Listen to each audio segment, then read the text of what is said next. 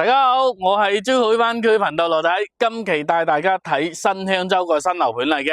咁呢個樓盤係近期係比較火爆嘅樓盤嚟啦。咁目前個單位唔係幾多啊，佢因為個小區只有4棟嚟嘅，咁3棟就清咗盤啦。咁依家4棟就有部分嘅單位做嘅，有90平方個戶型嘅住後3棟為高樓層嚟嘅。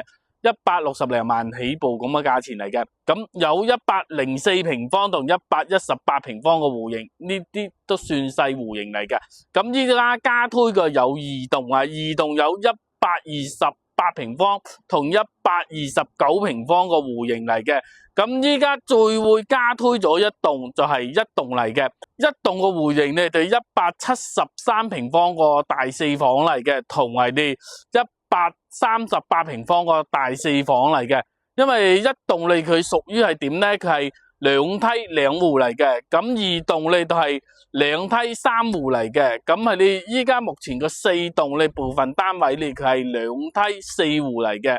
咁睇大家個需求係點樣個戶型嚟呢？咁我轉個鏡頭俾大家睇下周邊個環境嚟啊！目前我就喺你家樓下個公園嚟噶，三溪公園嚟嘅。咁轉個鏡頭俾大家睇一下先。好啦，呢度就係你家個樓下三溪公園嚟啦。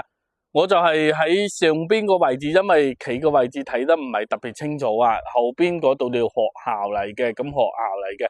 咁呢度你都係格力開發出嚟嘅嗰個整棟樓啊。咁啊，佢分為幾棟咧？呢啲都係格力開發嚟嘅。咁格力嘅總部你就係嗰度嚟啦，都好近嚟嘅。樓下就係啲商業嚟啦。咁有部分商業依家就開始咗啦，都有營業嚟嘅。咁整體個商業仲未開業，真係你8萬平方個商業，因為嗰度個商業同嗰度個商業加埋係8萬平方個商業嚟嘅。咁啊，你大約都係明年個6月份嚟嘅。咁呢度咧就係我呢最推嗰個1棟嚟噶，1棟個戶型呢，好似依家面向嗰邊嗰個戶型嚟咁啦，佢嗰度呢就係138平方個戶型嚟噶，呢邊係138平方個戶型嚟嘅。咁轉到嗰度嗰邊嗰個位置呢，就係173平方嚟噶，因為佢2梯2戶嚟嘅。咁呢度比較大隻嗰棟嗰度呢，係點咧？係公寓嚟噶，樓下就係8萬平方商業嚟嘅。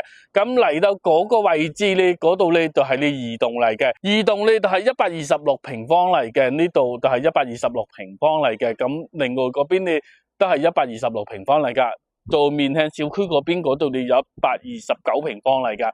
其實佢都可以講係板樓設計嚟啦。咁